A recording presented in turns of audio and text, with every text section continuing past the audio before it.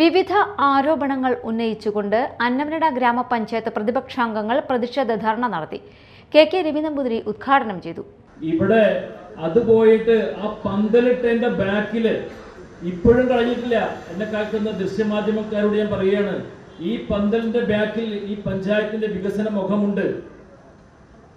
ഒരു comfort station വർഷങ്ങൾക്ക് മുമ്പ് പണിതത്, ആ കംഫർട്ട് സ്റ്റേഷൻ ഒന്ന് വൃത്തിയാക്കാൻ ഈ 5 വർഷമായിട്ട് ഈ പഞ്ചായത്ത് കമ്മിറ്റിക്ക് കഴിഞ്ഞിട്ടില്ല.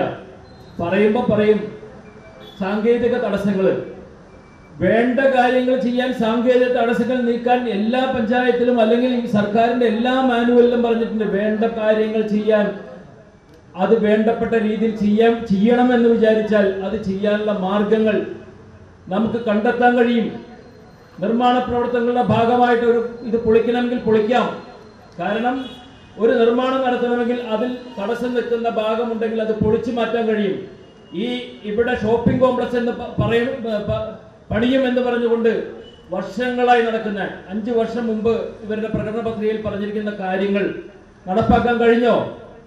ഈ ശൗചാലയം, ഈ പഞ്ചായത്തിന്റെ ഫ്രണ്ടിൽ തന്നെ കാണുന്ന ശൗചാലയം 5 വർഷമായിട്ട് പൂർത്തിയാക്കാൻ കഴിഞ്ഞില്ല. ഈ പഞ്ചായത്ത് തുടങ്ങിയത് എന്താണെന്നറിയോ?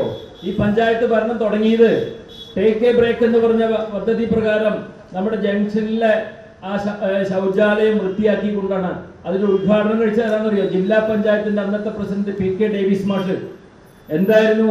അതൊന്ന് കഴുകി വൃത്തിയാക്കി അതുമേ പേരെഴുതി വെച്ചു. വർഷങ്ങൾക്ക് മുമ്പ് VK ജോസ് ഉണ്ടായ കാലത്ത് പണിത ശൗചാലയാണ്.